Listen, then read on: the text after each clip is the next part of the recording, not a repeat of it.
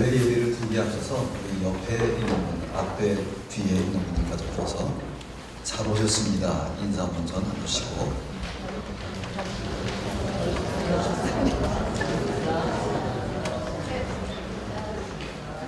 우리 14장 찬송을 같이 부르시겠습니다.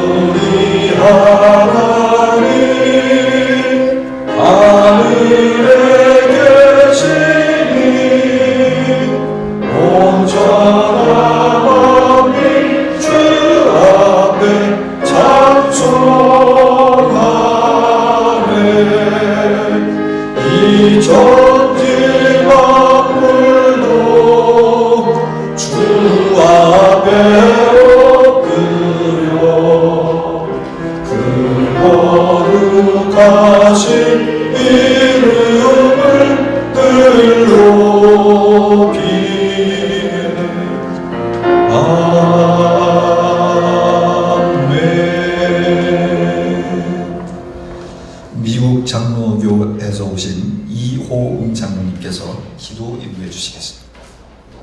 내가 내게 부르짖으며 내게 와서 기도하면 내가 너희들의 기도를 들을 것이요 너희가 온 마음으로 나를 구하면 찾을 것이라.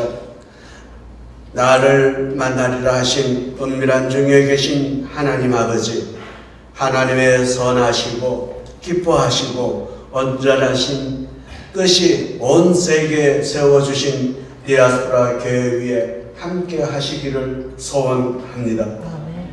하나님이여, 기도하옵기는 온 디아스포라 교회에 속한 믿음의 백성들을 돌봐주셔서 주의 보혈의 능력으로 믿음의 백성들이 가는 길을 선한 길로 인도하여 주시옵소서.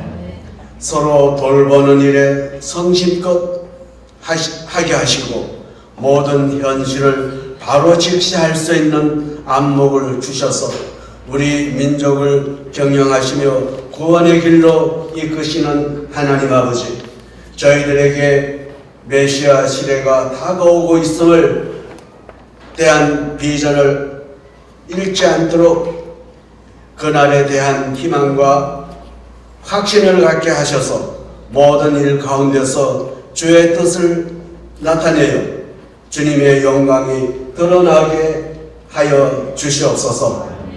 이 시간 말씀을 증거하실 장기수 목사님께 주의 놀라운 능력으로 말씀을 선포하게 하시며 듣는 저희들에게는 하나님께 큰 영광 드러내는 귀한 시간 되게 하여 주시옵소서. 미처 구하지 못한 것도 주님께서 하시오니 채워주실 줄 믿사오며 거룩하신 주 예수 그리스도의 이름으로 간절히 기도드리옵나이다. 아멘.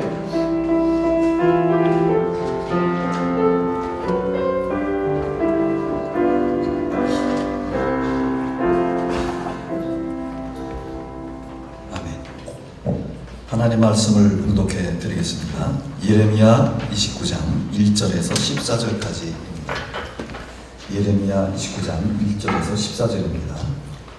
선지자 예레미야가 예루살렘에서 이 같은 편지를 느부갓네살이 예루살렘에서 바벨론으로 끌고 간 포로 중 남아있는 장로들과 제사장들과 선지자들과 모든 백성에게 보냈는데, 그때는 요고니아 왕과 왕보와 궁중 내시들과 유다와 예루살렘의 고관들과 기능공과 도공들이 예루살렘에서 떠난 후라.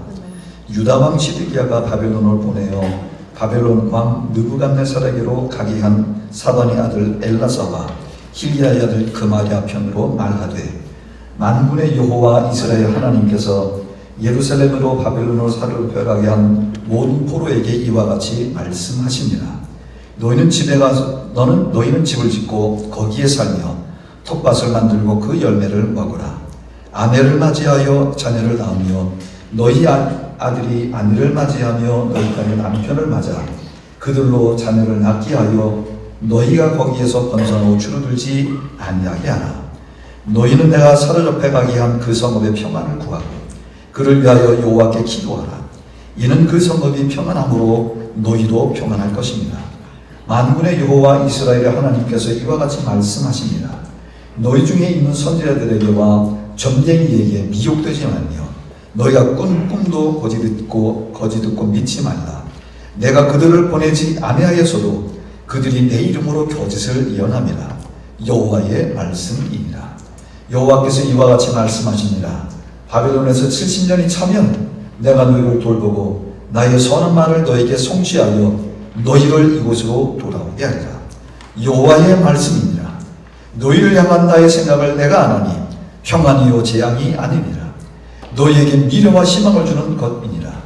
너희가 내게 부르짖으며 내게 와서 기도하면 내가 너희들의 기도를 들을 것이요 너희가 온 마음으로 나를 구하면 나를 찾을 것이요 나를 만나리라. 이것은 여호와의 말씀이니라. 나는 너희들을 만날 것이며 너희를 포로된 중에서 다시 돌아오게 하되 내가 쫓아 보내었던 나라들과 모든 곳에서 모아 사라져 떠났던 그곳으로 돌아오게 하리라. 이것은 여호와의 말씀이니라. 아멘. 카리스 콰이어의 찬양이 있으시겠습니다. 주는 나의 목자시니 부족함이 없으리로다. 그가 나를 푸른 초장에 누이시며 쉴만한 물가로 인도하시는도다.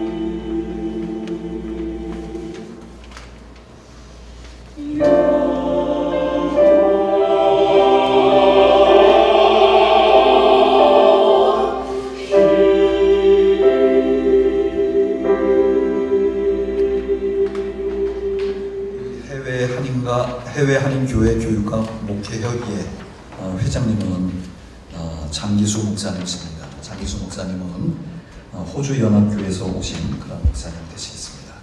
회장님께서 나오셔서 디아스포라 교회의 사명이라는 제목으로 말씀을 증거하실 때에 큰 은혜가 임하길 바랍니다.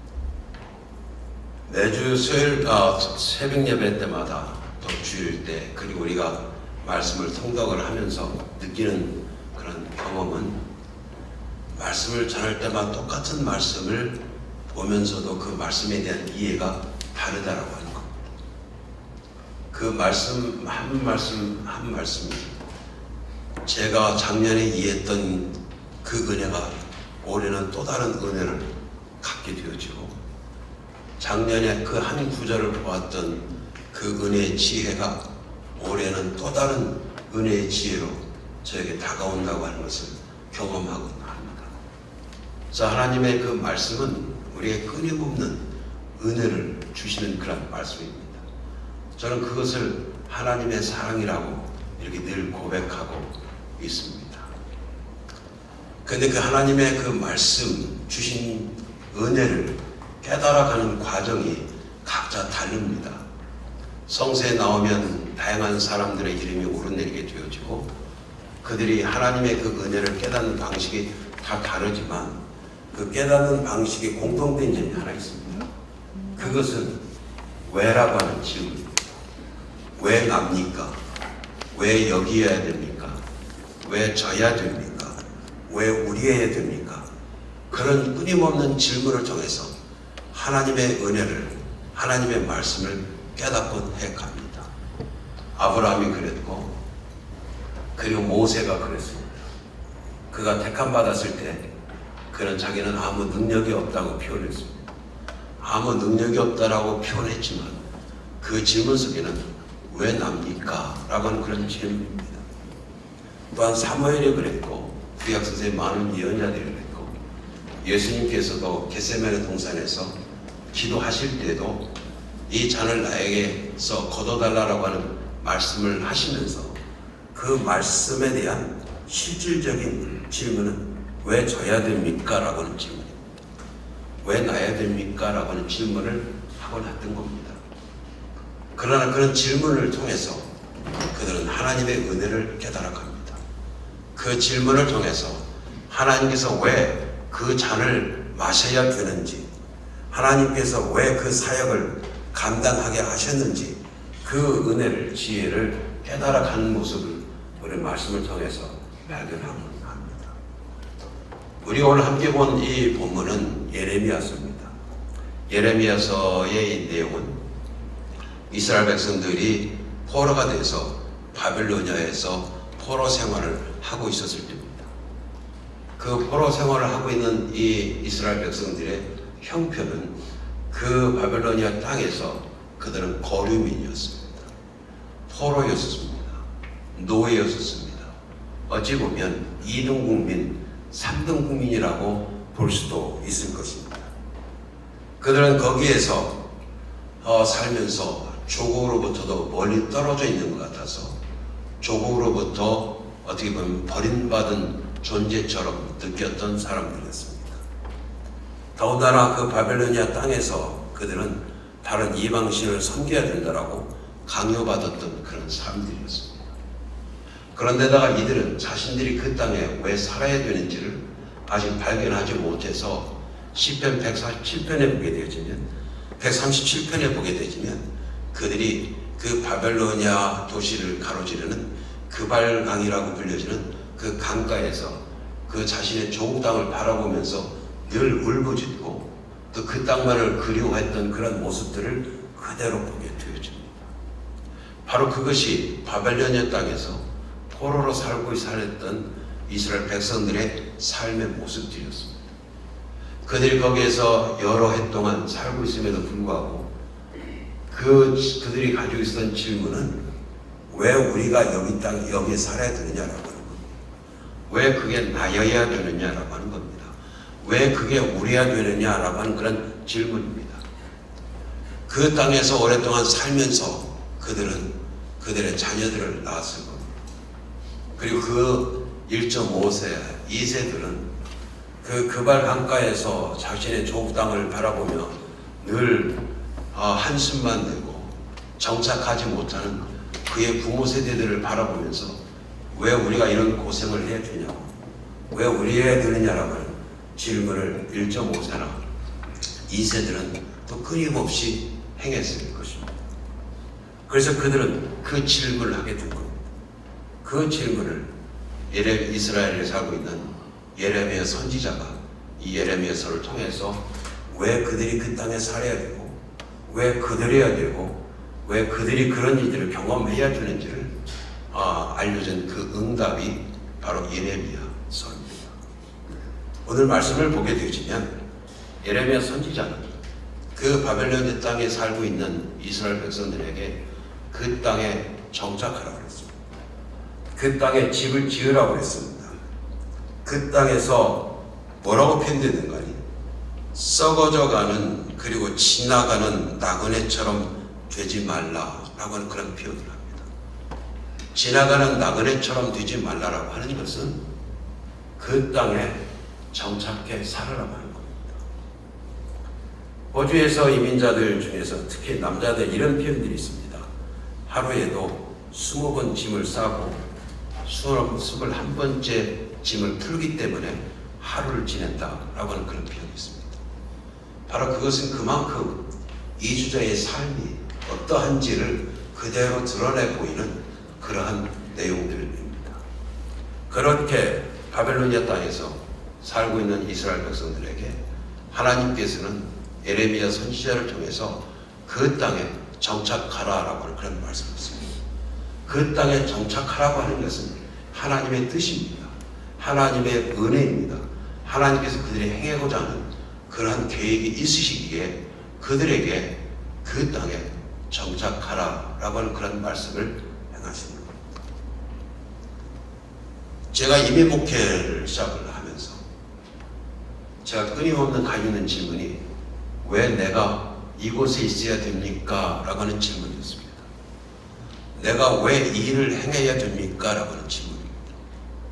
물론 내 선택에 의해서 제가 호주 땅이라고 하는 곳에 갔고 내 결정에 의해서 갔지만 그럼에도 불구하고 그 땅에서 내가 왜 나야 되느냐, 왜 내가 이곳에 있어야 되냐고 하는 것을 내가 말씀을 통해서 찾지 않고서는 내가 견딜 수가 없었습니다.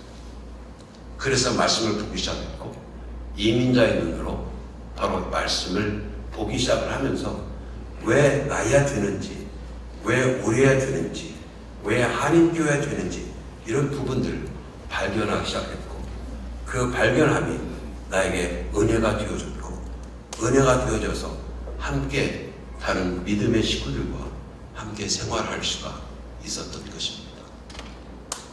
이민자들에게 이민교회는 굉장히 소중한 곳입니다. 다양한 모습으로 여러 가지 일들을 합니다.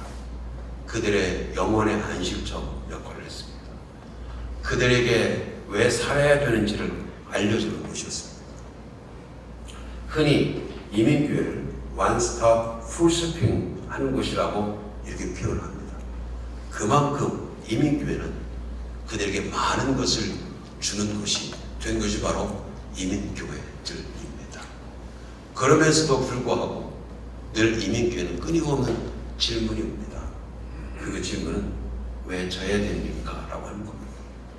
저는 아직도 호주 멜번 땅에서 그 이민자의 삶을 30년, 40년 사는 분들에 의해서 그런 질문을 받습니다. 목사님, 제가 왜 이 땅에 살아야 됩니까? 왜 나야 됩니까? 이런 질문을 끊임없이 제가 받으면서 그들과 함께 믿음을 나누고 제 경험을 나누고 함께 말씀을 나누곤 합니다. 이민교회는 이렇게 많은 이들에게 영혼의 안식처, 영성의 센터의 역할들을 해오면서 지금까지 행해오고 있습니다. 이민교회는 이민자들에게 사는 이들에게만, 한인들에게만 그들의 기능을 해준 게 아닙니다. 그 땅에 복음을 전합니다. 세계에 복음을 전합니다.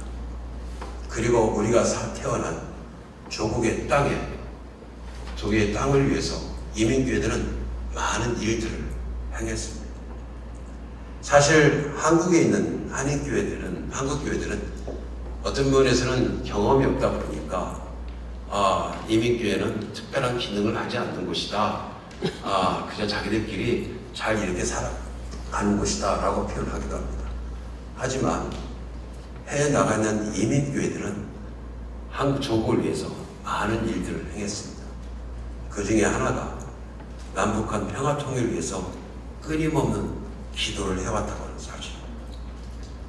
세계에 있는 여러 이민교회들 중에 주일날 조국을 위해서 기도하지 않는 교회가 없을 것이죠. 그래서 한 주일이 되어지면 조국을 위해서 기도하는 소리들이 여기저기에서 끊임없이 나옵니다.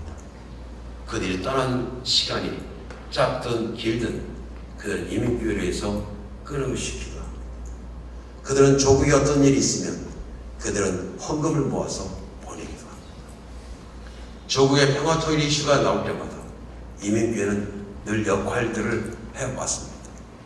특별히 남북한이 직접 서로 연락해서 만나보지 못할 때 해외에 있는 한인 이민교회들은 자신들이 속한 교단을 통해서 그 교단이 모임을 주선해서 해외에서 모임을 갖게 한 일들을 굉장히 많이 했습니다.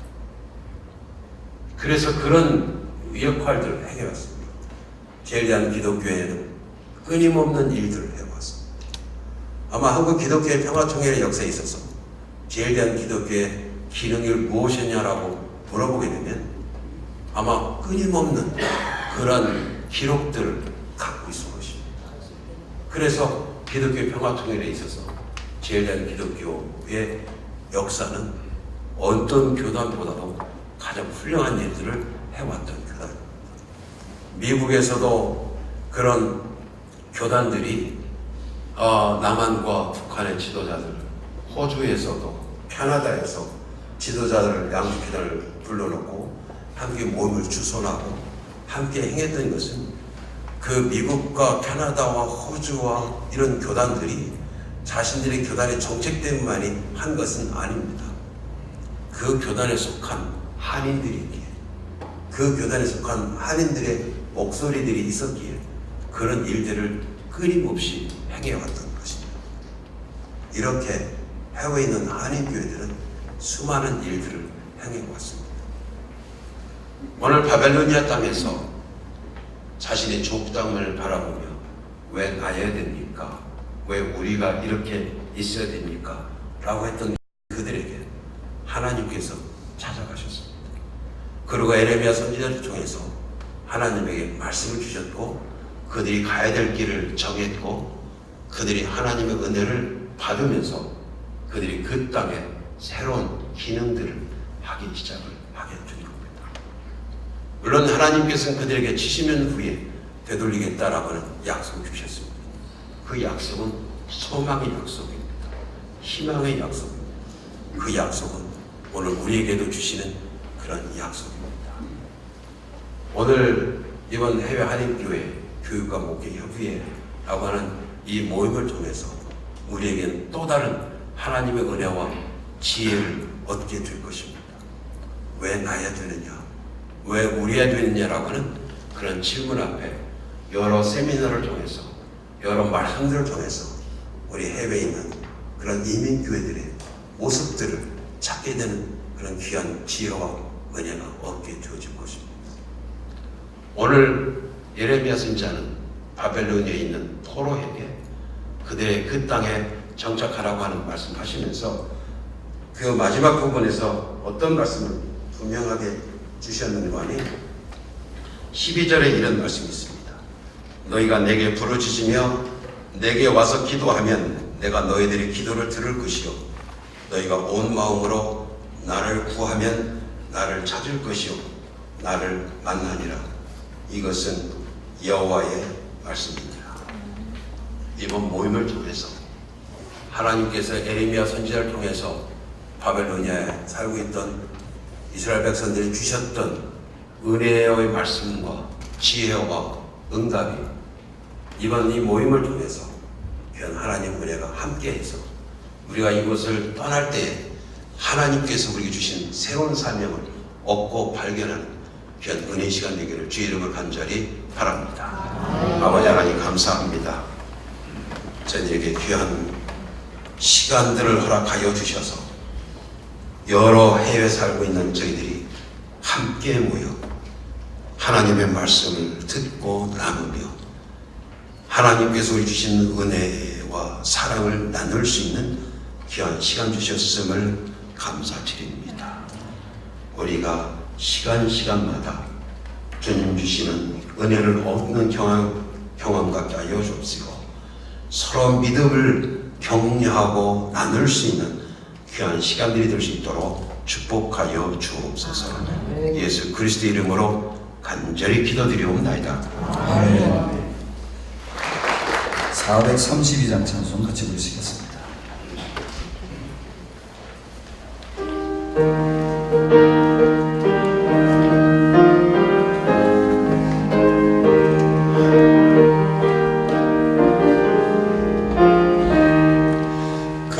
물결이 설레는 어둠 바다 젖은 배의 불빛도 희미한데 이 풍랑에 빼져 아게하는 이 작은 배 사고는 주님이라 나 두려운데 두려웠도다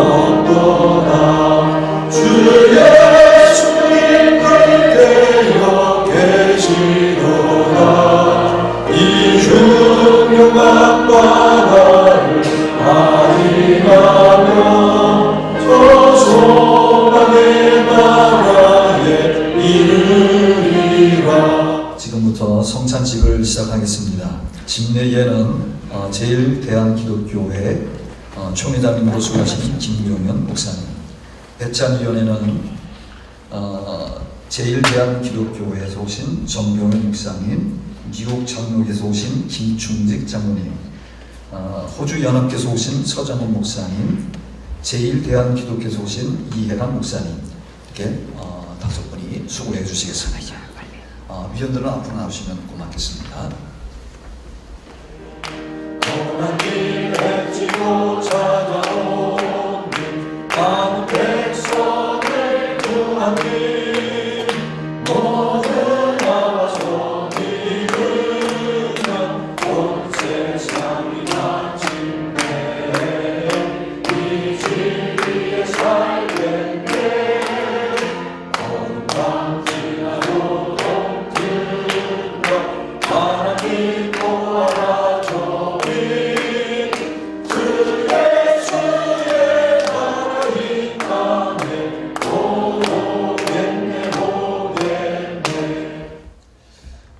목사님, 최우준 목사님 나오셔서 축도해 주심으로 개회를 마치도록 하겠습니다.